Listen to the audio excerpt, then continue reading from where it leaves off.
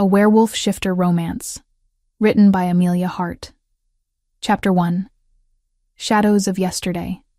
The scream that tore from my throat 7 years ago still echoes in my nightmares. Even now, at 23, I wake up gasping, my sheets soaked with sweat, the metallic taste of terror coating my tongue like poison. The memory never fades. It only grows sharper with time, like a blade that cuts deeper each night. I was 16 when I watched my parents die. Not from old age or illness, or even a car accident.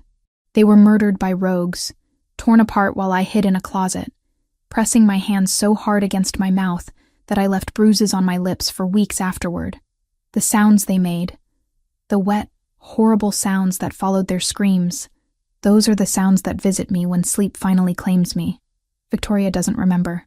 She was at her friend's house that night, painting her nails and gossiping about boys while our world shattered into a million bloody pieces. Sometimes I envy her ignorance. She gets to remember our parents as they were, warm, loving, alive. All I have are the final moments when they weren't. Harper. You're doing it again, Victoria says, settling beside me on the couch in our small apartment. Her voice is gentle, concerned in that way that makes my chest tight with guilt. She shouldn't have to worry about me. She's only 21, barely out of college, and already she's spent years tiptoeing around my broken edges. Doing what? I ask, though I know exactly what she means. I've been staring at the same page of my book for the past 20 minutes, my fingers tracing the edges like I'm trying to memorize them. That thing where you disappear inside your head. She tucks a strand of her golden hair behind her ear, a nervous habit she's had since childhood, where my hair is a wild mess of brown waves that never cooperate. Hers falls in perfect straight lines that catch light like spun silk. You've been worse lately. I close the book and set it aside. Victoria's right, as usual. The nightmares have been more frequent, more vivid. Last week I barely slept at all, surviving on coffee and stubbornness, until my hands shook so badly I couldn't shelve books properly at the library. I'm fine, I lie, the words automatic after years of practice. Victoria's blue eyes narrow. She has our father's eyes, clear and honest and impossible to hide from. I inherited our mother's green ones, dark and secretive, better suited for keeping truths buried. Harper Marie Sinclair, she says, using my full name like Mom used to when I was in trouble. You are many things, but fine isn't one of them. Before I can respond, our Aunt Sarah bursts through the front door like a hurricane made of nervous energy and floral perfume. She's been our guardian since that night 7 years ago, taking us in without question when the pack elders suggested we might be better off in foster care. Sarah isn't a shifter herself. She's our father's human sister, but she knows our world well enough to navigate its complexities. Girls, she announces, clutching an elegant envelope against her chest like it contains either a winning lottery ticket or a death sentence. We have news. Victoria bounces to her feet, always eager for excitement. I remain seated, already dreading whatever has put that particular mixture of panic and anticipation in Sarah's voice. What kind of news? Victoria asks, her voice bright with curiosity. Sarah's hands shake as she opens the envelope. The paper inside is thick, expensive, with a letterhead I recognize even from across the room. The Silver Crown Pack, the most powerful pack on the West Coast, ruled by an Alpha King whose reputation precedes him like thunder before lightning. Alpha King Nathaniel Blackstone is coming here, Sarah reads, her voice rising with each word, to choose a mate from among the eligible females of our pack. The words hit the room like a physical force. Victoria gasps, her hand flying to her throat in a gesture of pure shock and delight. I feel something cold settle in my stomach, heavy and uncomfortable. When? Victoria whispers. Next Friday. Sarah looks up from the letter, her face pale. The ceremony will be held at the Grand Harbor Hotel. All unmated females between 18 and 25 are expected to attend. Victoria starts pacing, her excitement palpable. Oh my God, Harper, the Alpha King, here. Can you believe it? I can't believe it, actually. Alpha Kings don't just show up in small coastal towns like ours to choose brides. They have their pick of nobility, of powerful pack daughters with impeccable bloodlines and political connections. Why would Nathaniel Blackstone come here? This is incredible, Victoria continues, already lost in her own world of possibilities. I need to find something to wear, something that makes me look mature but not too forward, elegant but approachable. Oh God, what if he chooses me? The thought makes my chest tighten for reasons I don't want to examine too closely. Victoria is perfect for an alpha king. She's beautiful, charming, and untouched by the kind of darkness that clings to me like smoke. She deserves happiness, deserves love, deserves everything good this world has to offer. But the idea of watching her leave, of being left behind with nothing but my ghosts and my fears, makes something inside me crack. You'll be amazing, I manage to say, and I mean it. Victoria has always been the golden one, the one who lights up rooms just by entering them. If anyone could catch an alpha king's attention, it would be her. Harper, Sarah says suddenly, and there's something strange in her voice. You'll need to attend as well. My stomach drops. What? No. Absolutely not. You're 23 and unmated, Sarah continues, though she looks like she's delivering a cancer diagnosis rather than an invitation to meet royalty. According to pack law, you have to be there. I work that night. I lie quickly. The library is closed on Fridays after 6. Victoria points out helpfully. I'll be sick. Harper. Sarah's voice is gentle but firm. You can't hide forever, but I can try. I've been trying for 7 years and I've gotten quite good at it. I work at the town library, surrounded by books and silence and the kind of peace that comes from being invisible. I don't attend pack gatherings or social events. I don't date. I barely exist, and that's exactly how I like it. The thought of standing in a room full of hopeful females, all competing for the attention of an alpha whose power I can already feel pressing against my consciousness like storm clouds on the horizon, makes my skin crawl. I won't do it, I say, standing abruptly. Find someone else to be your sacrificial lamb. I head for my bedroom, but Victoria's voice stops me at the door. Harper, wait. Her tone is different now, softer. I know you're scared. I know crowds are hard for you, but maybe this could be good. Maybe it's time to start living again. I turn to look at her, this sister who has spent years walking on eggshells around my trauma, who has never once complained about the way my fears have shaped both our lives. She's looking at me with such hope, such love, that it physically hurts. I'll think about it, I whisper, though we all know I won't. In my room, I close the door and lean against it, listening to the muffled sounds of Victoria's excitement and Sarah's worried murmurings. Outside my window, the sun is setting over our small town, painting everything gold and peaceful, but I can feel it already, like electricity in the air before a storm. Change is coming, whether I want it or not, and something tells me that next Friday night will be the end of the quiet life I've built from the ashes of my broken childhood. I just hope I'm strong enough to survive whatever comes next. If you're enjoying Harper's story so far, please hit that like button and subscribe to the channel for more werewolf romance stories. I'd love to hear your thoughts in the comments below. Are you Team Nathaniel, or do you think Harper should run? And if you see the hype button when you like the video, please click it. It helps the channel tremendously. Now, let's see what happens when the Alpha King makes his grand entrance. Chapter 2. The King's Choice. The Grand Harbor Hotel transforms into something from a fairy tale on Friday night.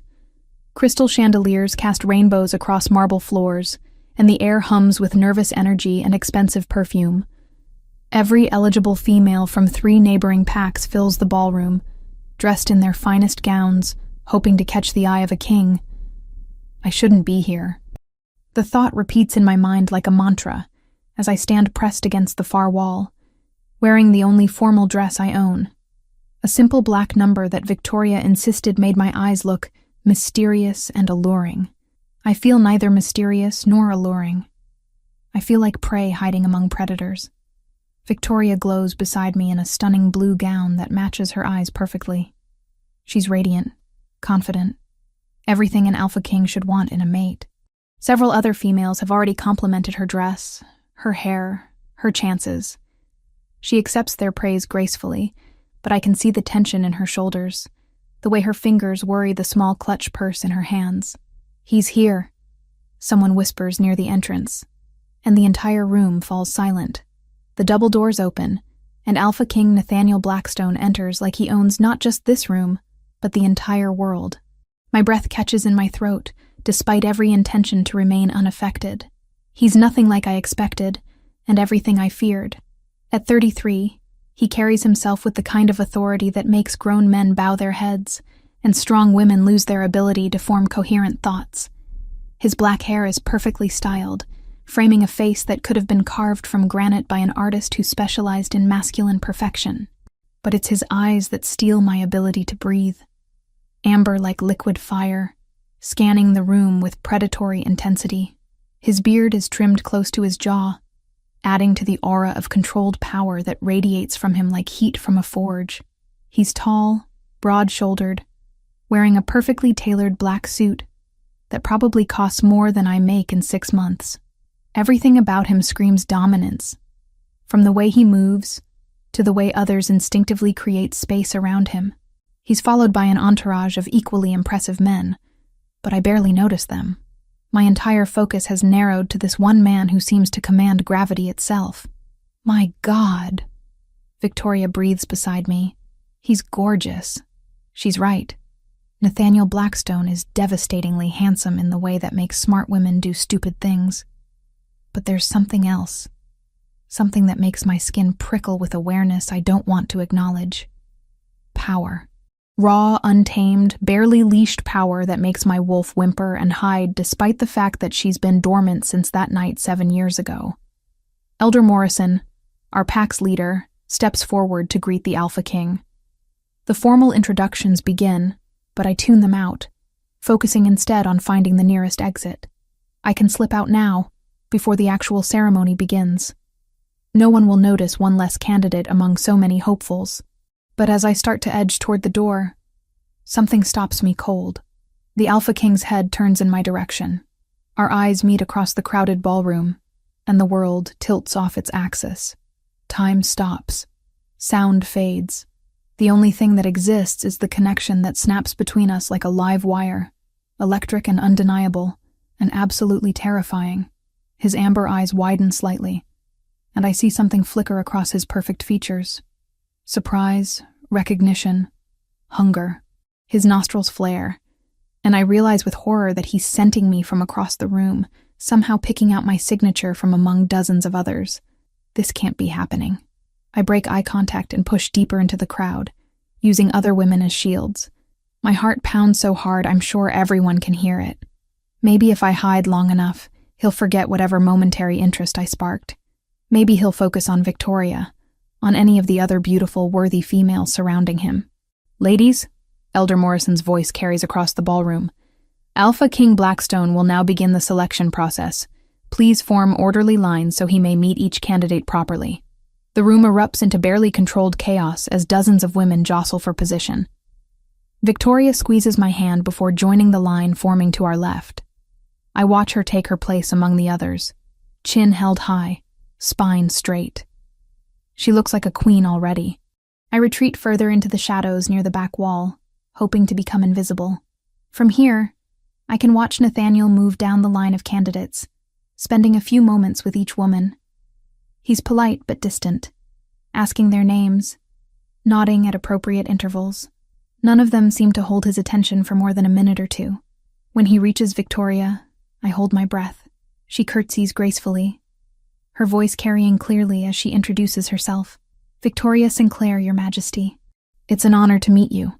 Nathaniel studies her for a long moment, and I can see Victoria's hopes rising. She's perfect for him. Beautiful, poised, from a good bloodline. Any alpha would be lucky to claim her. But after 30 seconds, he moves on without a word. Victoria's face falls, but she maintains her composure as he continues down the line. I want to go to her, to comfort her, but I'm frozen in place by the sick realization that he's working his way systematically through every woman in the room, which means eventually he'll find me. I press myself against the wall, praying to become one with the wallpaper. Maybe if I stay perfectly still, he'll miss me entirely. Maybe looking for someone. The voice comes from directly behind me, low and rough with just a hint of amusement. My entire body goes rigid as that unmistakable scent hits me, pine and leather, and something wild that makes my dormant wolf stir for the first time in years. I turn slowly, knowing what I'll find, but hoping desperately that I'm wrong. Alpha King Nathaniel Blackstone stands less than 3 feet away, his amber eyes fixed on my face with laser focus. Up close, he's even more overwhelming. I can feel the heat radiating from his body, can see the slight smile playing at the corners of his mouth as he takes in my obvious panic. My voice comes out as barely a whisper. I clear my throat and try again. I was just leaving. Were you? He steps closer, and I have nowhere to go with the wall at my back. That would be a shame. We haven't been properly introduced. Harper Sinclair. I manage, lifting my chin in a show of defiance I don't feel. Victoria's sister. Harper, he repeats, and something about the way he says my name makes my knees weak. Beautiful name for a beautiful woman. Heat floods my cheeks. Victoria is the one you should be talking to. She's perfect for... I'm not interested in Victoria. The words hit me like a physical blow. Around us, I can feel the attention of the entire ballroom shifting in our direction. Conversations die as people turn to stare at the spectacle of their alpha king, ignoring dozens of suitable candidates to corner the pack outcast against a wall. You should be, I insist, desperation creeping into my voice. She's everything you could want in a mate. Beautiful, intelligent, kind. Harper. The way he says my name stops my rambling mid-sentence. Look at me. Against my better judgment, I meet his eyes. The intensity I find there nearly brings me to my knees. He's looking at me like I'm the only person in the room. Like I'm something precious and rare that he's been searching for his entire life. You're mine, he says simply, his voice carrying clearly across the now silent ballroom. The words hit the assembled crowd like a bomb. Gasps echo from every corner of the room. I hear someone sob. Probably one of the rejected candidates. But all of that fades into background noise as the full weight of what he's just declared settles over me. Mine. The Alpha King of the most powerful pack on the West Coast has just publicly claimed me. Not Victoria, with her golden beauty and perfect bloodline. Not any of the dozens of worthy females who would kill for this opportunity. Me. Harper Sinclair. The broken girl who can barely leave her apartment without having a panic attack. No, I whisper, shaking my head. You don't understand. I can't be. But Nathaniel steps even closer. Close enough that I can see the gold flecks in his amber eyes. Close enough to feel his breath against my face when he speaks. You're mine, Harper Sinclair. He repeats, his voice a low growl that seems to vibrate through my bones. And I always protect what belongs to me. The world spins around me. Too many eyes, too much attention, too much everything. The walls feel like they're closing in, and my carefully constructed defenses crumble like sand castles in a hurricane. I do the only thing I can think of. I run. Chapter 3. Flight and Confrontation. I don't stop running until I reach my apartment, my lungs burning and my heart hammering against my ribs like a caged bird desperate for freedom. The elevator seems to take forever, each second stretching into eternity, while I imagine Nathaniel Blackstone's voice echoing through the hotel lobby, calling after me with that same commanding tone that made my knees weak. You're mine. The words follow me into my bedroom, where I collapse onto my bed still wearing the black dress that now feels like a costume from someone else's life. I bury my face in my pillow, trying to block out the memory of amber eyes and the way every person in that ballroom turned to stare when the Alpha King chose the damaged goods over perfection. My phone buzzes incessantly on the nightstand. Text after text from Victoria, from Aunt Sarah, probably from half the pack by now. I ignore them all, too mortified to face the questions I know are coming. Too terrified to admit that for one impossible moment, when Nathaniel looked at me like I was something worth claiming, I actually felt it too. The mate bond. The thing I've read about in books but never thought I'd experience. The instant recognition. The pull that defies logic and reason. It hit me like lightning when our eyes met. A connection so profound it shook me to my very core. But Alpha Kings don't mate with broken girls who work in libraries and have panic attacks in crowded rooms.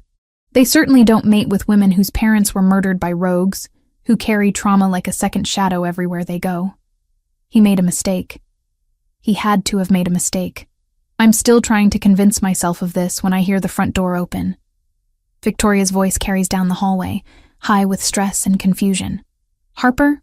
Harper, where are you? I consider pretending to be asleep. But Victoria knows me too well. She appears in my doorway moments later, still gorgeous in her blue gown despite the worry lines creasing her forehead. Everyone's talking about what happened, she says, settling on the edge of my bed. The entire ballroom went crazy after you left. People are saying the Alpha King actually followed you to the parking lot. My stomach drops. He did what? Mrs. Chen saw him leave right after you did. He came back 10 minutes later looking like he wanted to tear something apart. Victoria's voice is carefully neutral, but I can hear the hurt underneath. Harper, what happened in there? Why did he choose you? The question hits me like a slap. Not because Victoria is being cruel. She's not. She's genuinely confused, and she has every right to be. Everyone expected him to choose her. Hell, I expected him to choose her. I don't know.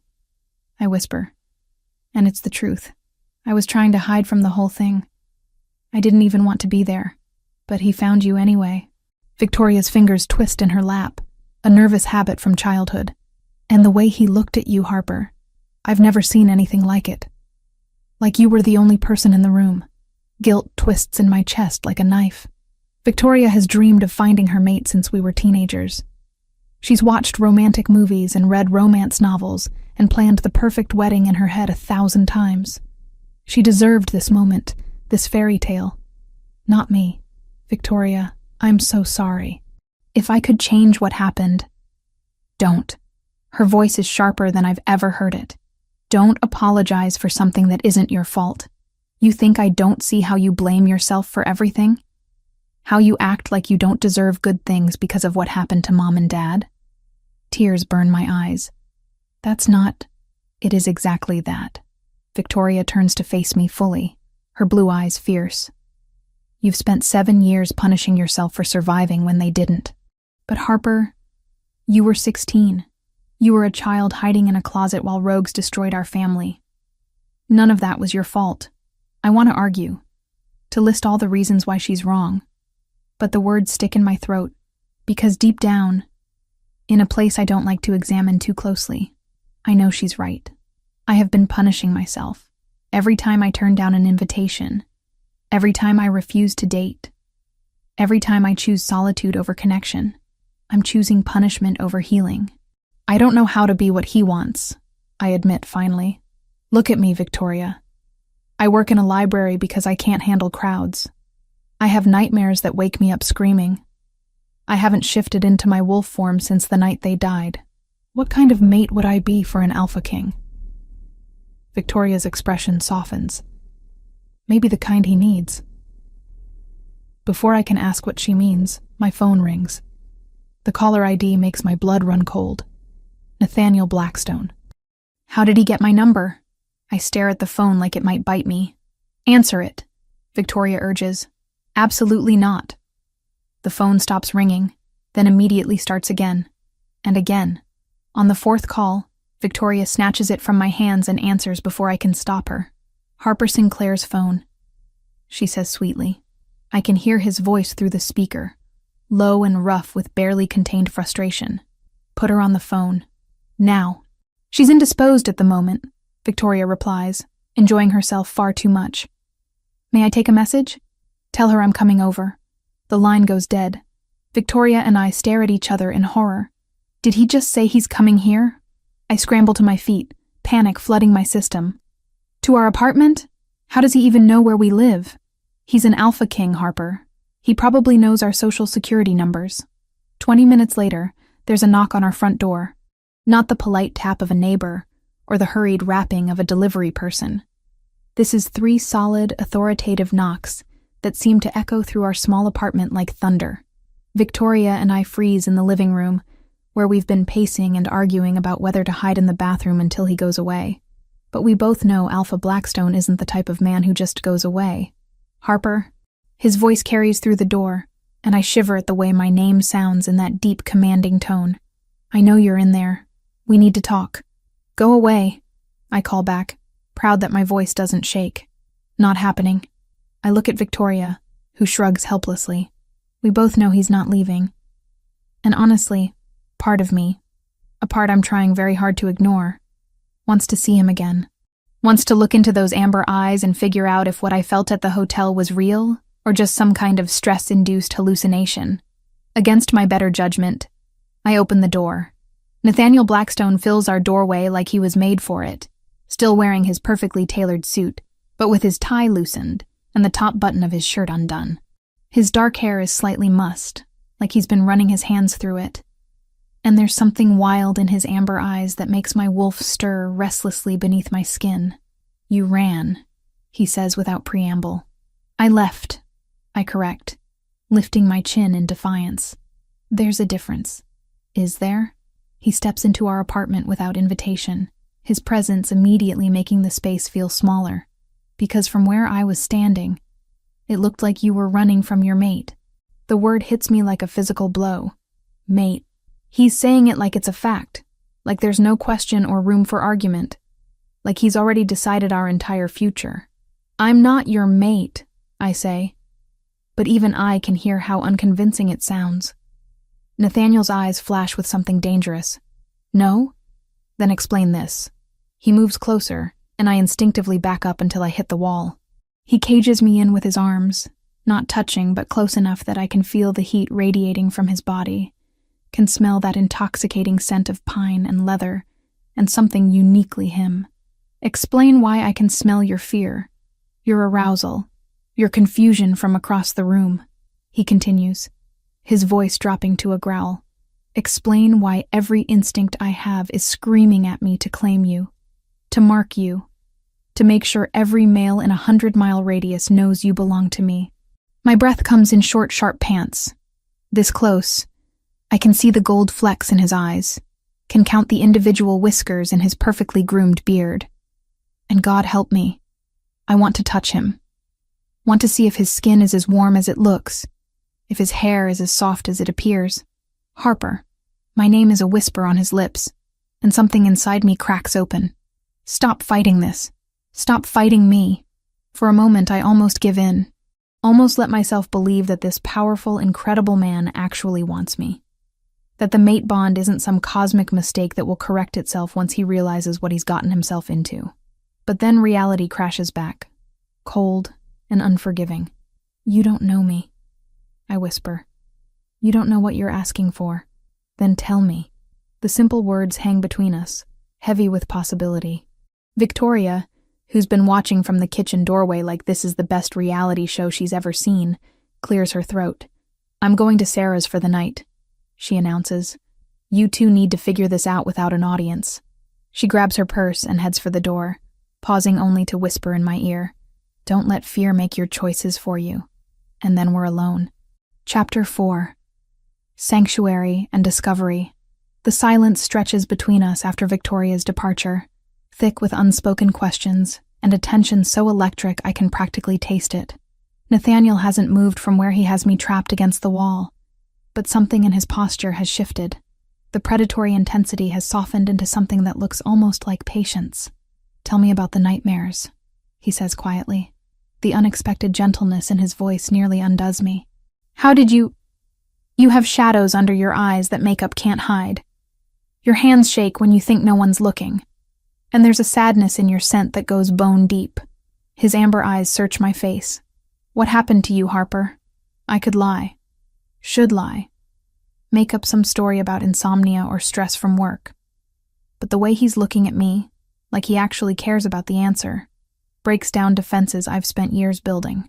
My parents were killed when I was 16, I whisper. Rogues broke into our house one night. I hid in my bedroom closet and listened to them die. Something dark and furious flashes across Nathaniel's features. His hands curl into fists against the wall. And for a moment I can see the predator lurking just beneath his civilized surface. The rogues? His voice is deadly quiet. Long dead. Our pack hunters found them 3 days later. I close my eyes, trying to block out memories that still feel fresh as yesterday. But it doesn't matter. They're gone, but I'm still broken. You're not broken. The words come out sharp, almost angry. You survived something that would have destroyed most people. That makes you strong, not broken. I laugh, but there's no humor in it. Strong? I can barely function in crowds. I haven't shifted in 7 years. I work in a library because it's quiet and safe and I can hide behind books all day. What kind of mate is that for an alpha king? Instead of answering, Nathaniel steps back, giving me space to breathe. He moves to our small living room and settles onto the couch like he belongs there, like he's not wearing a suit that probably costs more than our monthly rent. "Come sit with me," he says, patting the cushion beside him. "Please." Against my better judgment, I do. The couch is small enough that our knees almost touch when I settle into the corner farthest from him. This close, his scent is overwhelming in the best possible way, making my dormant wolf pace restlessly beneath my skin. I became alpha when I was 25. Nathaniel says, his voice low and contemplative. My father died in a challenge from a rival alpha, who thought our pack had grown too soft. I had to kill him in front of 300 witnesses to claim my birthright. I stare at him, surprised by the confession. That must have been horrible. It was necessary. His jaw tightens. But you're right. It was horrible.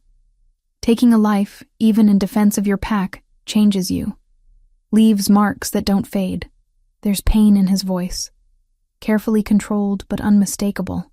For the first time since he walked into that ballroom, I see him not as the untouchable alpha king, but as a man who carries his own shadows. Is that why you're still unmated at 33? I ask softly. He turns to look at me, and something vulnerable flickers in his amber eyes. Partly. Finding a mate who can handle the violence that comes with my position, who won't flinch when I come home with blood on my hands, isn't easy. Most pack daughters want the crown, not the man wearing it. But you think I'm different? I know you are. He reaches out slowly, giving me time to pull away, and touches my hand. His skin is warm, calloused in places that speak to actual work despite his obvious wealth. You've seen darkness, Harper. You've lived through trauma and come out the other side. You understand that strength isn't about never being afraid. It's about being afraid, and doing what needs to be done anyway. His words sink into something deep inside me, a place that's been cold and empty for so long I'd forgotten it existed. But even as warmth begins to spread through my chest, doubt creeps in. I still don't understand why you chose me over Victoria. She's perfect. She's beautiful. Nathaniel interrupts. But when I looked at her, I felt nothing. No recognition, no pull, no sense of coming home. Then I saw you trying to disappear into that wall, and it was like being struck by lightning. He shifts closer, and I don't pull away. The mate bond isn't about perfection, Harper. It's about completion. 2 broken pieces that fit together to make something stronger than either could be alone. Before I can respond, his phone buzzes. He glances at it, and his expression hardens. "We have a problem," he says, showing me the screen. It's a text message with a photo attached. A picture of rogues moving through the forest outside town. The timestamp shows it was taken less than an hour ago. Ice forms in my stomach. How many? At least 6 that we can see. Could be more. Nathaniel is already standing, his earlier gentleness replaced by the cold efficiency of an alpha in crisis mode. I need to get you somewhere safe. What about Victoria? Aunt Sarah? My security team is already moving to secure them. He's typing rapidly on his phone, issuing orders with quick, concise messages. But you're coming with me. I'm not going anywhere with you. The words come out sharper than I intended, panic flaring at the thought of leaving my safe space. I'll be fine here. I'll lock the doors, keep the curtains closed. Harper. The command in his voice stops my rambling mid-sentence. Rogues don't attack randomly. They're here for a reason, and given the timing of their appearance, I'm betting that reason involves you. Me? That's ridiculous. I'm nobody. You're my mate. His eyes flash with something dangerous, which makes you a target. Every enemy I've made in 8 years of ruling will see you as a way to hurt me. The reality of what he's saying hits me like a physical blow. By claiming me publicly, Nathaniel has painted a target on my back. My quiet, invisible life is over, whether I want it to be or not. This is exactly why I didn't want this, I whisper, wrapping my arms around myself. I just wanted to be left alone. Nathaniel's expression softens, but his voice remains firm. I know, and I'm sorry, but hiding isn't an option anymore. The only way to keep you safe is to bring you into my world completely. Your world, I repeat numbly. Your pack, your territory, your rules. Yes, he doesn't try to sugarcoat it. My compound has security that would make the Secret Service jealous. You'd have your own suite, complete privacy when you need it, and time to decide if this bond between us is something you want to explore. There's something in his voice, a carefully controlled hope that tells me this matters to him more than he's letting on. That despite his power and his options, he wants me to choose him. What if I can't be what you need? The question comes out barely above a whisper. What if you're exactly what I need? He counters. Before I can respond, the lights go out. The apartment plunges into darkness so complete I can't see my own hand in front of my face. But I can hear everything. The sound of Nathaniel moving with predatory grace, the soft snick of a weapon being drawn, the almost imperceptible creak of someone moving on our fire escape. Stay behind me, Nathaniel orders, his voice barely audible. Whatever happens, don't make a sound. My heart hammers against my ribs as he positions himself between me and the living room window. In the darkness, I can smell the change in his scent. The civilized man being replaced by something wild and dangerous. A shadow moves past the window, then another. My breath catches in my throat as I realize they're not random rogues looking for trouble. They're organized, coordinated, hunting me. Nathaniel's phone vibrates once in his pocket. A signal from his security team, I hope. But we're too far from help, too exposed in my small apartment with its thin walls and multiple entry points. We need to move, he whispers. Can you shift? The question hits me like a slap. I haven't tried to shift since that night 7 years ago, too afraid of what memories might surface if I let my wolf take control. But now, with danger closing in and nowhere to run, I realize I might not have a choice. I don't know, I admit. Try. We're going to need every advantage we can get. I close my eyes and reach for the part of myself I've kept locked away for so long. For a moment, nothing happens. Then, slowly, I feel her stirring. My wolf, cautious but alert, responding to the threat even as she responds to the powerful alpha beside me. For the first time in 7 years, I begin to change. The transformation hurts more than I remember, like forcing movement through muscles that have been frozen in place. But when it's finished, when I'm standing on 4 legs with enhanced senses flooding my brain, I feel something I haven't felt since the night my parents died. I feel alive. Nathaniel shifts beside me, his human form dissolving into something magnificent and terrifying. His wolf is huge, easily twice my size, with fur so black it seems to absorb light. His amber eyes glow in the darkness as he looks at me, and I see approval there, pride, something that might even be love. The window explodes inward in a shower of glass and wood. The hunt has begun. Chapter 5. Blood and Revelations. The rogues pour through the shattered window like a plague of shadows, their snarls filling our small apartment with promises of violence. In my wolf form, I can smell their hunger, their excitement at finding prey cornered and seemingly helpless. They have no idea what they're dealing with. Nathaniel moves like liquid death, his massive black form intercepting the first attacker before it can reach me. The rogue's scream cuts off abruptly as powerful jaws close around its throat, and the metallic scent of blood fills the air. But there are more, too many more. I press myself against the wall, every instinct screaming at me to flee, to find somewhere small and dark to hide until the danger passes. It's what I did 7 years ago. It's what kept me alive. But this time, I can't run. This time, Nathaniel is here, fighting for both of us. And I won't let him face this alone. My dormant wolf surges to life with a ferocity that surprises us both. 7 years of suppressed instincts explode outward as I launch myself at the rogue trying to flank Nathaniel. My teeth find purchase in its hindquarters, and it howls as we go down in a tangle of fur and fury. The rogue is bigger than me, stronger, But I have something it doesn't. Desperation born of love. Because that's what this is. I realize with crystal clarity, as my jaws tear at its flesh. I love this impossible, commanding man who chose me over perfection. And I'll be damned if I let anyone take him from me. The rogue throws me off, sending me crashing into our coffee table. Pain explodes through my ribs, but I roll and come up snarling.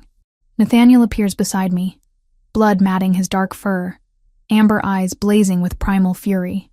"More coming," he growls in the wordless communication of pack bonds. "Too many. We leave. Now." He's right. I can hear them on the fire escape, in the hallway, probably surrounding the building. But there's something else in the air, something that makes my skin crawl with recognition. Even as my conscious mind rejects the possibility, I know that scent. The lead rogue steps through the broken window, and my world tilts off its axis. Even in wolf form, I recognize him. The scar running from his left eye to his jaw. The particular way he holds his head, cocked slightly to the right. The cruel intelligence in his pale eyes. Jackson Reeves, the rogue who murdered my parents. The rogue who was supposed to be dead. My vision goes red at the edges. 7 years of nightmares. 7 years of guilt and fear and broken sleep. All because of this creature standing in my living room like he owns it. Like he owned my childhood home the night he destroyed my family. Well. Jackson's mental voice slides through the pack bond like oil over water. Little Harper Sinclair. All grown up and playing house with the big bad Alpha King. Nathaniel's snarl vibrates through the floorboards, but I barely hear it over the roaring in my ears. This monster was supposed to be dead. Our pack hunters found bodies. Brought back proof. How is he here? How is he alive? Surprised to see me, little wolf. Jackson's scarred face stretches into something that might have been a smile on a creature with more humanity. Your pack's hunters were thorough, I'll give them that. But they killed my lieutenants, not me. I've been waiting, watching, planning my revenge. Revenge for what? The words tear from my throat in a combination of growl and human speech that shouldn't be possible in wolf form. For existing.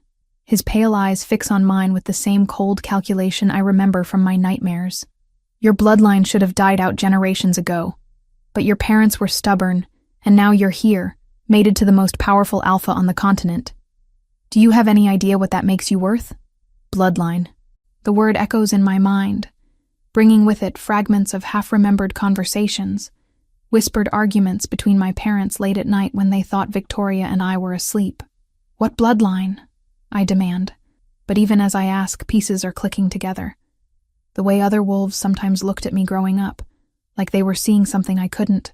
The way my parents always seemed nervous during pack gatherings, like they were waiting for someone to notice something they didn't want noticed. Jackson's laugh is like fingernails on a chalkboard. Oh, this is rich. They never told you, did they? Never explained why you were so special. Why certain wolves would pay anything to get their hands on you?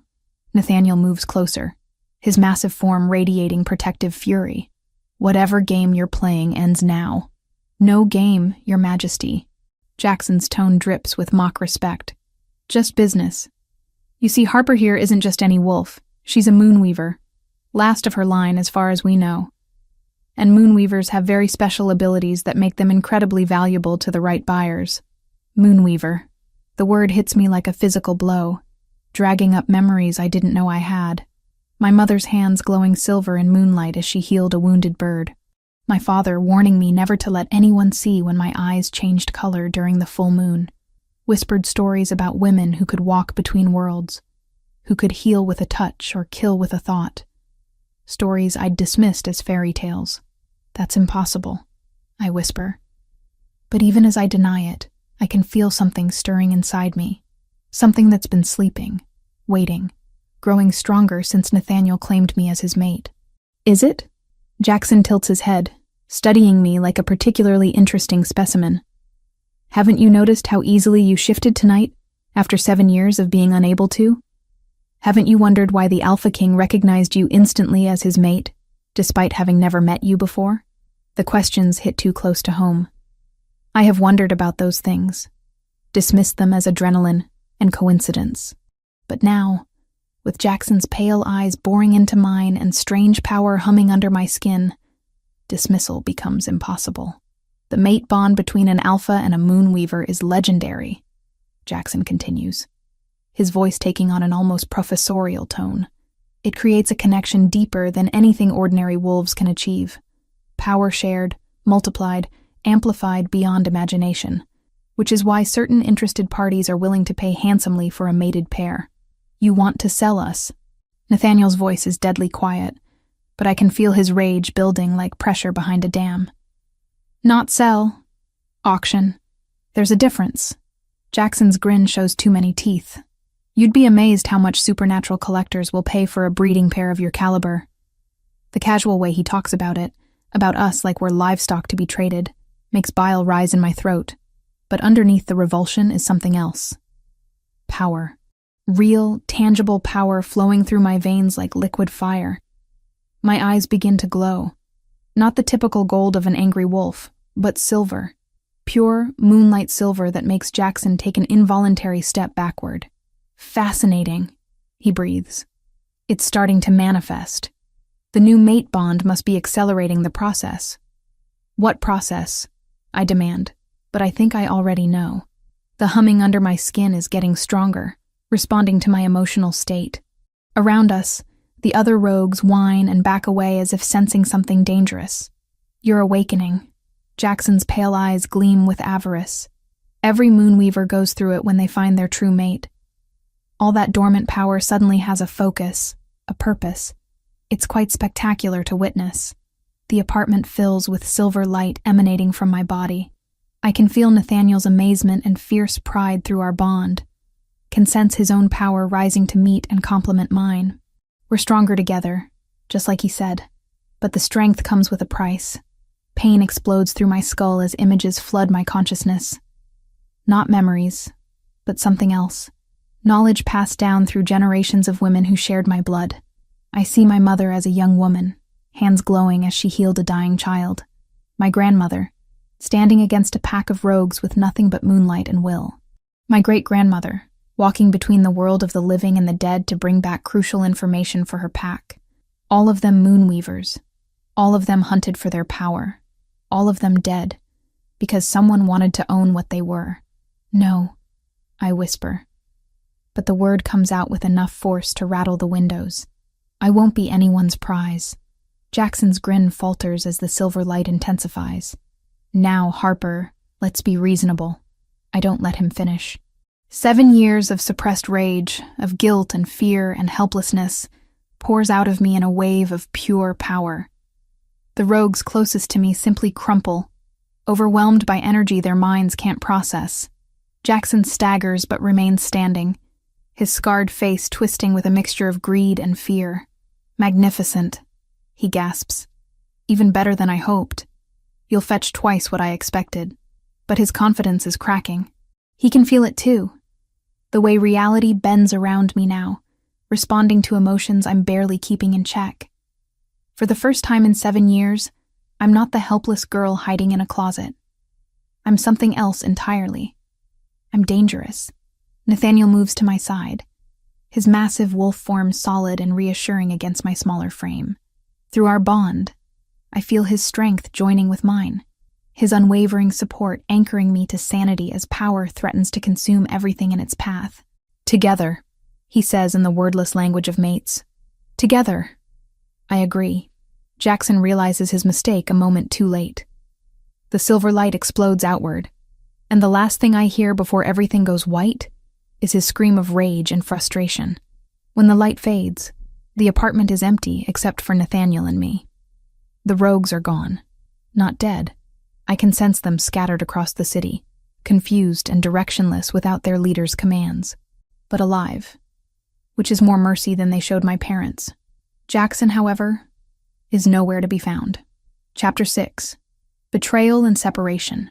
The compound Nathaniel brings me to is nothing like I expected. Instead of some fortress-like structure, it's a sprawling estate nestled in the mountains, all glass and stone that seems to grow from the landscape itself. Despite its beauty, I can barely appreciate it through the haze of exhaustion that follows my power awakening. You're safe here, Nathaniel says, as we step through the main entrance. His voice is gentle, but I can see the concern in his amber eyes. The transformation back to human form left me shaky and disoriented, like I've been running for hours without rest. "Victoria and Sarah?" I ask, accepting the oversized sweater someone hands me to replace my torn clothing. "Already secured. My team extracted them 20 minutes after the attack began." Nathaniel guides me through hallways lined with artwork that probably costs more than most people make in a lifetime. "They're in the East Wing, probably worried sick about you." Relief floods through me, followed immediately by guilt. My family is in danger because of what I am, because of secrets my parents took to their graves. The weight of it threatens to crush me. "I need to see them," I say, but Nathaniel shakes his head. "First, you need rest, and food, and answers." His tone brooks no argument. "There's someone here who can explain what's happening to you." He leads me to a library that rivals anything I've ever seen. Floor-to-ceiling shelves filled with books, both ancient and modern. Sitting in a leather chair near the fireplace is a woman who looks to be in her 60s, silver hair pulled back in an elegant bun, wearing simple jeans and a sweater that somehow look expensive. "Harper," she says, rising with fluid grace that speaks to supernatural heritage. "I'm Elena Ravencrest, Nathaniel's senior advisor and historian. I knew your mother." The casual way she drops this bombshell makes me stumble. Nathaniel's hand on my elbow keeps me upright as Elena continues speaking. "Catherine Moonweaver was my closest friend until the day she died." Elena's eyes are kind but sharp, missing nothing as she studies my face. "You look exactly like her at your age, except for your father's eyes." Moonweaver was her maiden name? I sink into the chair across from Elena, my mind reeling. She never told us. Never told anyone. She was protecting you. Both of you. Elena settles back into her seat. Moonweaver bloodlines have been hunted to near extinction for their abilities. Catherine thought if she hid what you were, kept you from manifesting early, you might be able to live normal lives. But I'm not normal, I whisper, thinking of the silver light that poured from my skin, the way reality itself seemed to bend to my will. What am I exactly? A bridge between worlds. Elena's voice carries the weight of old knowledge. Moonweavers can channel energies that other supernatural beings can't even perceive. Healing, protection, limited precognition, emotional manipulation on a scale that defies belief. In the hands of someone with proper training, those abilities can reshape the balance of power in our world. I think of Jackson's pale eyes, his talk of auctions and collectors. That's why they want me. That's why they've always wanted your kind. A Moonweaver under the right influence could tip wars, could make or break entire supernatural governments. Elena's expression grows grim. Your mother hoped that by keeping you ignorant, the bloodline would die out naturally. She never expected you to find a true mate, especially not one as powerful as Nathaniel. Nathaniel moves to stand behind my chair, his presence warm and reassuring. But there's tension in his shoulders that wasn't there before. "There's something else," he says quietly. "Jackson didn't just escape tonight. He took something with him." Elena nods grimly. "Show her." Nathaniel pulls out his phone, displaying a photo that makes my blood run cold. It's Victoria, but not as I last saw her. She's unconscious, zip-tied to a chair in what looks like an abandoned warehouse. There's a bruise on her left temple and blood on her lip. "When?" The word comes out as barely a whisper. 2 hours ago. My security team found Sarah locked in a supply closet, drugged but unharmed. Victoria was gone. Nathaniel's voice is carefully controlled, but I can feel his rage through our mate bond. There was a message. He shows me another photo, this one of words scrawled on the warehouse wall in what looks suspiciously like blood. "Trade yourself for the sister. Come alone. You have 24 hours. The phone slips from my numb fingers, clattering to the floor. He has her. That monster has my sister. Harper. Nathaniel kneels beside my chair, taking my hands in his. I have 36 of my best trackers combing the city. We'll find her. In 24 hours? I laugh, but it comes out broken. You said it yourself. Jackson's been planning this for years. He won't make the same mistakes twice. You're not going to that meeting. Nathaniel's voice carries absolute authority. I won't let him get his hands on both of you. Both of us? I stare at him in confusion. Elena clears her throat delicately. There's something else you should know about Moonweaver abilities. They're significantly amplified when paired with a true mate, especially an alpha of Nathaniel's caliber. Together, you two could level city blocks without breaking a sweat. The implications hit me like a freight train. Jackson doesn't just want me, he wants us. Both of us. Bonded and trained and completely under his control. The kind of weapon that could reshape the supernatural world according to his twisted vision. That's why you can't go to that meeting, Nathaniel says urgently. It's not about saving Victoria anymore. It's about preventing Jackson from getting his hands on power he could use to hurt thousands of innocent people. His words make logical sense, but they feel like ice in my veins. So we just abandon her? Let him kill my sister to protect some hypothetical future victims? That's not what I'm saying. It's exactly what you're saying. I surge to my feet, power crackling around me in silver sparks. Victoria is the only family I have left. She protected me for 7 years while I wallowed in my trauma. She gave up dating, social opportunities, probably her own chance at finding a mate, all to take care of her broken sister. And now you want me to let her die because it's strategically sound? The temperature in the room drops 10 degrees as my emotions spiral out of control. Books flutter on their shelves, and the windows rattle in their frames. Harper, please. Nathaniel reaches for me, but I step back. I understand how you feel. Do you? My voice echoes with power I can't control. Do you really? Because from where I'm standing, it sounds like you're choosing the greater good over the woman I love most in this world. Just like every other alpha who puts politics before people. The words hit him like a physical blow. I see it in the way his shoulders tense, the way his amber eyes flicker with hurt and anger. That's not fair. And you know it, isn't it? I'm spiraling now, 7 years of suppressed emotions combining with new power in ways that make the air itself seem to vibrate. You claimed me without asking, dragged me into your world without my consent, and now you're making decisions about my family's fate like I don't get a say in the matter. How exactly is that different from every other alpha who treats women like possessions? Because I love you. The words explode from him with enough force to shake dust from the ceiling beams. Because the thought of losing you terrifies me more than death itself. And if that makes me possessive and overbearing, then so be it. The raw emotion in his voice stops my spiral cold. In the sudden silence, I can hear both of us breathing hard, can smell the mixture of anger and desperation, and fear that clings to both our scents. You love me. I repeat numbly. Of course I love you. His voice is quieter now, but no less intense. I've loved you since the moment I saw you trying to disappear into that hotel wall. You're brave and stubborn and infuriating, and you make me want to be better than I am. But Harper, if Jackson gets his hands on both of us, he won't. The words come out with quiet certainty. Because I'm not stupid enough to walk into his trap unprepared. Nathaniel goes very still. What are you planning? Instead of answering, I turn to Elena. You said Moonweaver abilities include limited precognition. Can you teach me to use it? With proper training, yes. But Harper, it would take months to develop that skill safely. I don't have months. I have 22 hours. I meet her gaze steadily. And I have power I've never accessed before. Amplified by a mate bond with one of the strongest alphas alive. Teach me whatever you can.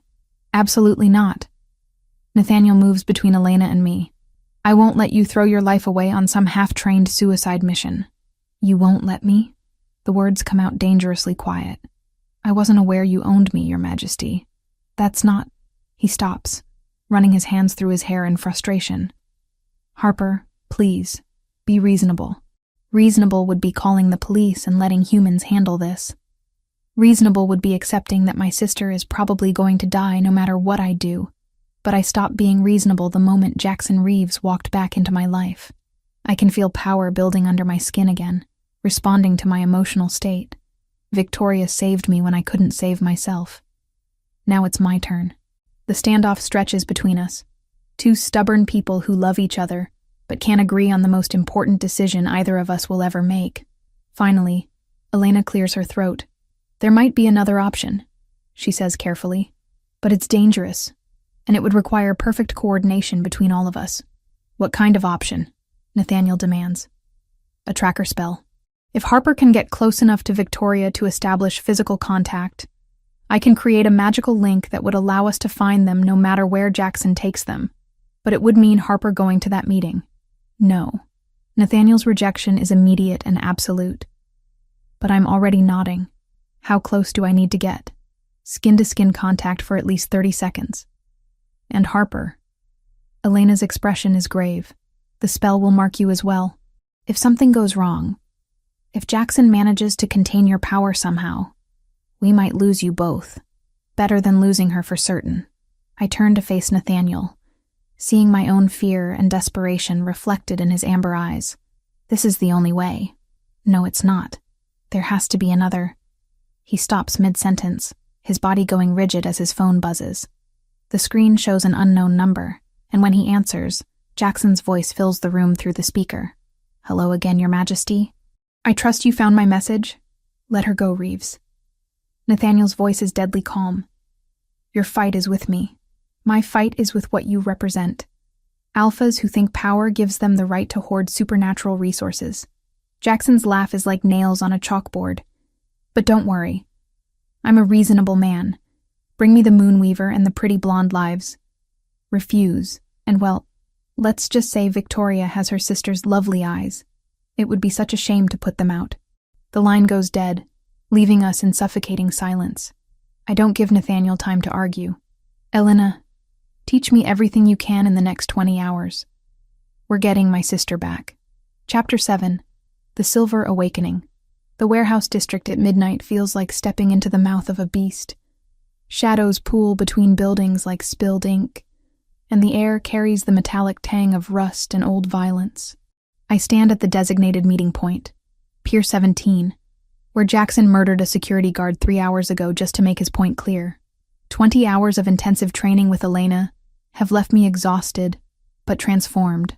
My hands still tingle with residual power from the crash course in Moonweaver abilities, and the tracker spell Elena embedded in my skin burns like a brand between my shoulder blades. Every breath tastes of silver and starlight. Remember, Nathaniel's voice crackles through the nearly invisible earpiece Elena crafted. 30 seconds of skin contact to activate the tracker. Don't try to be a hero. Easy for him to say. He's positioned a quarter mile away with a strike team, close enough to respond but far enough to avoid triggering Jackson's paranoia. Meanwhile, I'm walking into the lion's den with nothing but untested magic and a desperate prayer. I see her, I whisper, spotting Victoria tied to a chair under a flickering streetlight. Even from 50 yards away, I can see the blood on her face, the way she slumps against her restraints. She's alive. For now. Jackson's voice echoes across the empty pier. He steps out of the shadows like something from my nightmares. Scarred face twisted in a smile that holds no warmth. But her continued health depends entirely on your cooperation, little Moonweaver. I force myself to walk steadily toward him, every instinct screaming to run or fight or do anything except deliver myself into the hands of the monster who destroyed my family. But Victoria's life hangs in the balance, and that makes the choice simple. Let me see her first, I call out when I'm 30 feet away. Proof of life. Jackson chuckles and nods to someone I can't see. A bucket of water hits Victoria full in the face, and she jerks awake with a gasp that carries clearly across the water. Her blue eyes find mine, and I see relief and terror war across her features. Harper? Her voice is hoarse, probably from screaming. Don't do this. Please don't do this for me. Always so noble, Jackson muses, running a finger along the scar that mars his face. Just like your parents. They begged me to spare you girls, offered me anything I wanted if I'd just walk away. Touching, really. Rage builds in my chest like molten silver, but I force it down. Elena's training echoes in my mind. Emotion without control is just destruction. Power without purpose is meaningless. I need both if I'm going to save Victoria and survive what comes next. You got what you wanted, I say, stopping 10 feet from where Jackson waits. I'm here. Let her go. Oh, but I don't have what I want. Not yet. Jackson's pale eyes gleam with avarice. What I want is a breeding pair of supernatural royalty, trained and collared and ready to reshape the world according to my vision. One scared girl with untested abilities isn't quite the prize I was promised. The trap snaps shut around me as rogues emerge from hiding spots I should have sensed but somehow missed. Not ordinary rogues. These ones move with military precision, wearing gear that muffles their scents and dampens their supernatural signatures. Jackson has been planning this for longer than any of us realized. Surprised? Jackson's smile widens. 7 years is a long time to prepare, little wolf. Long enough to acquire resources, allies, technology specifically designed to contain supernatural abilities. Did you really think you could waltz in here with a few hours of training and save the day? One of the rogues produces a collar from his pack. Thick metal inscribed with symbols that make my eyes water to look at directly. Suppression runes, designed to cut a supernatural being off from their power completely. Put this on, and I'll consider letting your sister live long enough to watch what happens next. Harper, don't. Victoria's voice cracks with desperation. Whatever they want to do to me, it's better than what they'll do to both of us if you surrender. She's right, and we both know it. But knowing doesn't make the choice any easier. I can feel Nathaniel's rage through our mate bond, can sense him fighting every instinct to charge in here regardless of the tactical situation. Tick-tock, little moonweaver. Jackson dangles the collar like a carrot before a starving animal. My patience has limits. I take a step forward, then another. The runes on the collar seem to pulse with malevolent energy, eager to wrap around my throat and steal everything that makes me who I am.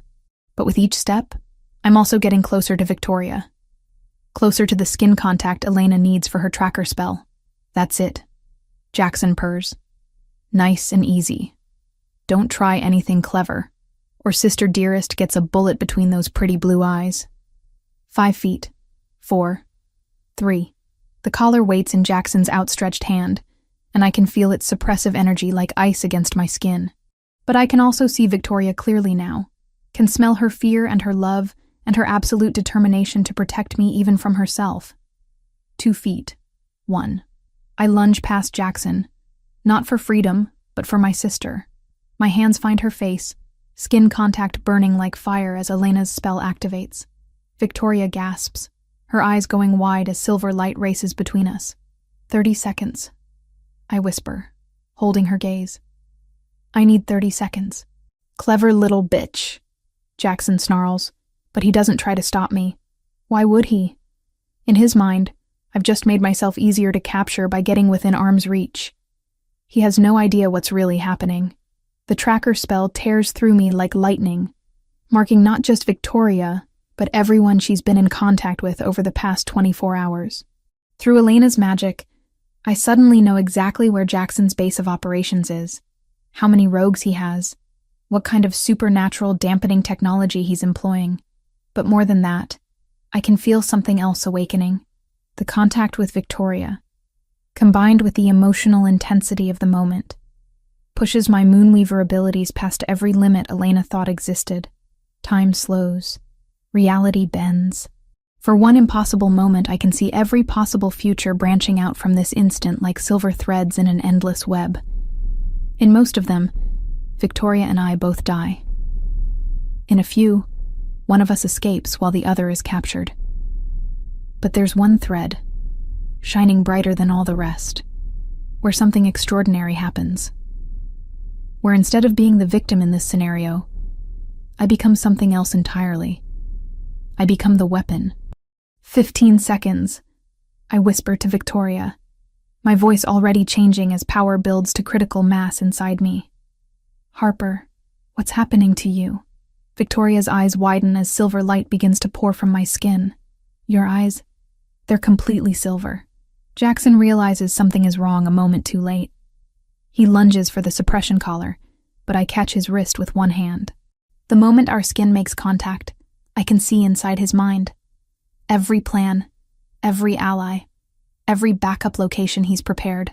No, he gasps as silver energy races up his arm. That's impossible. The runes should prevent. Your runes were designed to suppress ordinary supernatural abilities, I say, my voice echoing with harmonics that shouldn't exist in human speech. I'm not ordinary. The power that explodes from me isn't destruction. It's transformation. Every rogue within 100 yards, suddenly finds themselves compelled to turn on each other, their enhanced loyalty to Jackson reversed in an instant. The suppression technology shorts out in cascades of sparks and smoke. And Jackson himself. Jackson experiences every moment of terror my parents felt as he murdered them. 7 years' worth of nightmares compressed into 30 seconds of absolute psychological torture.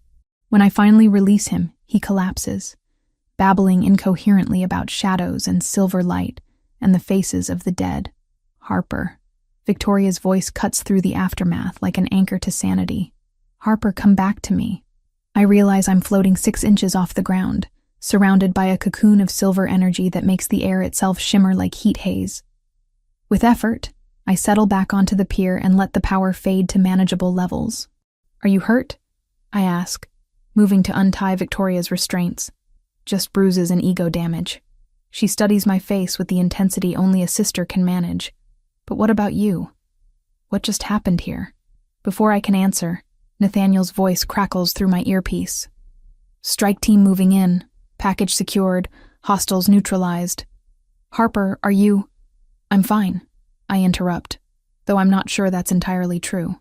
The power still hums under my skin like electricity, and I can feel reality bending around me in ways that should be impossible. Victoria grips my hand as we wait for extraction. You saved me. We saved each other. I squeeze her fingers, marveling at how solid and real she feels compared to the silver threads of possibility I can still perceive at the edges of my vision. That's what family does. Nathaniel arrives with his strike team, just as the police sirens begin wailing in the distance. His amber eyes find mine across the pier, and I see relief and pride and something that might be awe in their depths. But there's also concern, because we both know that what happened here tonight changes everything.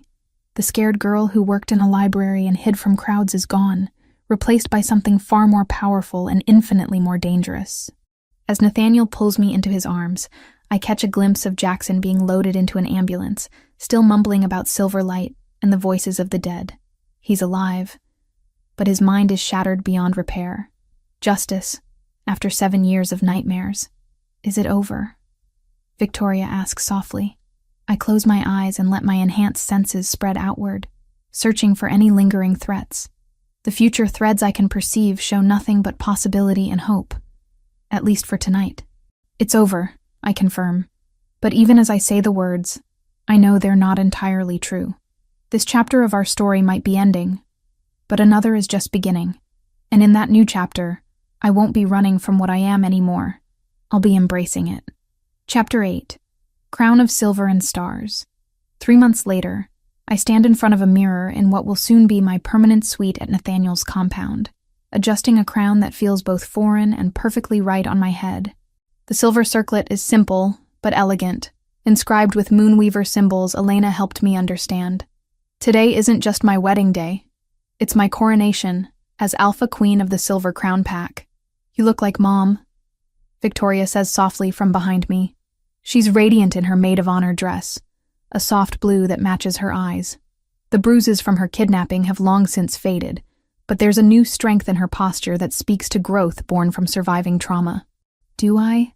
I touch the necklace at my throat. Mom's necklace, the one thing of hers I managed to salvage from our destroyed apartment.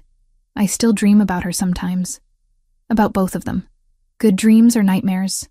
Victoria settles beside me on the small bench, a reflection showing 2 women who look more alike now than we ever did growing up. My newfound confidence has softened my sharper edges, while her recent experiences have given her a depth that was always there, but never tested. Good dreams, mostly. They're proud of us, I think, of who we've become. I smile, remembering last night's dream where Mom showed me how to braid moonweaver protection spells into my hair. Though I suspect Dad would have some choice words about me mating with an alpha king without his permission. Victoria laughs. He would have terrified Nathaniel with the shovel talk to end all shovel talks, but he would have approved. Even I can see how much that man loves you. Through the windows of my suite, I can see the ceremony preparations taking place in the gardens below. Members of 12 different packs have gathered to witness something unprecedented, the coronation of a moonweaver queen. Elena estimates there haven't been more than 3 in the last 500 years. Nervous? Victoria asks, watching me fidget with my dress. It's not the elaborate ball gown I expected, but something Elena designed specifically for the occasion. Flowing white silk that seems to capture and reflect moonlight even in daylight, with silver embroidery that tells the story of every moonweaver who came before me. Terrified, I admit. 3 months ago, I could barely handle a crowd of library patrons. Now I'm about to become responsible for the well-being of 3,000 pack members. You'll be amazing. Victoria's voice carries absolute certainty. You saved me, defeated Jackson, and you've already reformed half the antiquated laws governing supernatural politics. Plus, you have Nathaniel. That man would move mountains for you. She's not wrong. The changes we've implemented together over the past 3 months have been staggering. New laws protecting human mates, resources for trauma survivors, educational programs for packs who want to understand supernatural diversity. It turns out that having a queen who actually cares about the people she serves makes a significant difference. A knock at the door interrupts my spiraling thoughts. Come in. Nathaniel steps inside, and even after 3 months of seeing him daily, my breath still catches. He's devastating in his ceremonial alpha attire. Black silk shirt that emphasizes his broad shoulders, perfectly tailored pants, and a crown that makes him look every inch the king he is. But it's his eyes that capture me. Those amber depths that hold love and pride and something that might be reverence. You're supposed to wait until the ceremony to see me, I tease, though I make no move to send him away. Technically, this is a coronation, not a wedding. Different rules apply. His voice holds that familiar hint of amusement that never fails to make me smile. Besides, I brought you something. He pulls a small velvet box from his pocket, and my heart does something complicated. Nathaniel, you already gave me a ring. Several rings, actually. This isn't jewelry. He opens the box to reveal what looks like a seed, but one that pulses with gentle silver light. Elena found it in her research. It's from the last Moonweaver sanctuary, destroyed 3 centuries ago. She thought you might want to plant it here, start something new. The gesture is so thoughtful, so perfectly suited to who I am now rather than who I used to be, that tears prick my eyes. You want to grow a sanctuary. I want to give you the tools to build whatever you envision for our people. All our people. He sets the box carefully on my dresser. But first I want to marry my mate. Victoria clears her throat delicately. Should I leave you two alone for a few minutes? Actually, Nathaniel says, his expression growing serious. There's something I wanted to discuss with both of you. A proposition. My stomach tightens. In my experience, propositions from alphas tend to involve things I don't want to do. What kind of proposition? Elena's research uncovered something interesting about pack bonds and family connections. Apparently, when a Moonweaver becomes Alpha Queen, she can extend certain protections to her immediate family, including the ability to form a pack bond with a non-romantic connection. Victoria goes very still. What are you saying? I'm saying that if you want it, you could become part of our pack officially. Not through marriage or mating, but through the bond Harper and I share. You'd have all the benefits and protections that come with pack membership, plus your own territory within our lands to develop as you see fit. The offer hangs in the air between us. Victoria has been staying at the compound since her rescue, ostensibly for safety, but really because none of us wanted to be separated again. But I know she's been struggling with feeling like a guest in someone else's home, uncertain about her place in this new world we're building. There's more, Nathaniel continues. We've had inquiries from several young alphas about joining our pack. Apparently the idea of serving under a Moonweaver queen has captured some imaginations. One in particular, Marcus Wolfhart from the Northern Territories, has expressed specific interest in our pack dynamics. Victoria's cheeks flush pink. You've been matchmaking? I've been observing, Nathaniel corrects with a slight smile. And Marcus has excellent references. Plus, he's already proven he can hold his own against Moonweaver magic. Elena tested him herself. You had him tested? I stare at my mate in disbelief. When? Last week, when he came to discuss trade agreements. Elena may have accidentally on purpose triggered a minor precognitive episode while he was in the room. He handled it remarkably well. Victoria looks between us. Something like hope blooming in her expression. He handled it well how? He helped ground Elena when the visions became overwhelming, then spent the next hour asking intelligent questions about Moonweaver abilities and how he could better support supernatural diversity in his own pack. Nathaniel's approval is clear in his voice. Plus, he makes excellent coffee. That's important. I agree solemnly, earning myself a pillow to the face from Victoria. Stop ganging up on me, she protests, but she's smiling. Though I admit, Marcus seems interesting. Another knock at the door saves Victoria from further teasing. Elena enters without waiting for permission, looking harried but excited. It's time, she announces. The ceremony circles are complete, the witness bonds are in place, and if we don't start soon, some of the visiting alphas are going to start challenging each other out of boredom. My stomach drops. Already? Already. Nathaniel moves to offer me his arm. Ready to become a queen? The question should terrify me.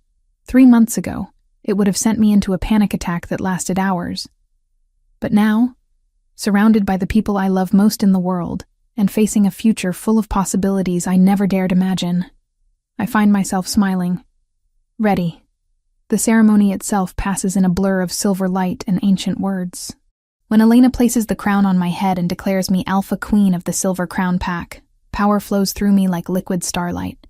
But it's different from the wild, destructive energy I wielded against Jackson. This is controlled, purposeful, connected to every member of our pack in ways that make me feel less alone than I ever have in my life. Nathaniel's coronation follows immediately, the pack bond we share amplifying his already considerable authority until the very air seems to vibrate with power. When we turn to face our people, our pack, as equals, the roar of approval that goes up could probably be heard 3 counties away. And now, Elena announces, her voice carrying clearly across the assembled crowd, the binding ceremony. This is the part I've been most nervous about. Not the legal marriage. We handled that paperwork weeks ago. But the supernatural binding that will link Nathaniel and me permanently. No possibility of divorce, no option to walk away if things get difficult. For better or worse, we'll be connected until death. Second thoughts? Nathaniel murmurs, as Elena begins chanting in a language older than recorded history. Never, I whisper back. And I mean it. Though I reserve the right to remind you of this moment when you're being insufferably alpha-ish. Insufferably alpha-ish is part of my charm, if you say so. The binding itself feels like coming home. Silver threads of connection weave between us, strong enough to last lifetimes, but flexible enough to allow us both room to grow and change. I can feel Nathaniel's love, his pride, his absolute commitment to building a life worth living together. When Elena declares us bound in the eyes of moon and pack, the celebration that follows lasts until dawn. Victoria dances with Marcus Wolfhart until I lose count of the songs, and even Elena lets loose enough to join the younger pack members in what can only be described as supernatural karaoke. But the moment that matters most comes near sunrise, when Nathaniel and I slip away to the garden where we planted the moonweaver seed earlier that evening. Already, tiny silver shoots are pushing through the earth, eager to grow into something beautiful and strong. No regrets? Nathaniel asks, pulling me close as we watch the sun paint the sky in shades of rose and gold. I think about the scared girl who hid in library stacks and avoided crowds and believed she was too broken to deserve love. Then I think about the woman I've become. Powerful, confident, surrounded by people who value her for exactly who she is. Only that it took us so long to find each other, I say, leaning into his warmth. We found each other exactly when we were meant to, he replies, pressing a kiss to the top of my head. Everything before this was just preparation. Above us, the last stars fade as daylight takes hold, but I can still feel their light singing in my blood. I am Harper Sinclair Blackstone, Alpha Queen of the Silver Crown Pack, last daughter of the Moonweaver line, and the luckiest woman alive. The future stretches ahead of us, bright with possibility, and I can hardly wait to see what we'll build together.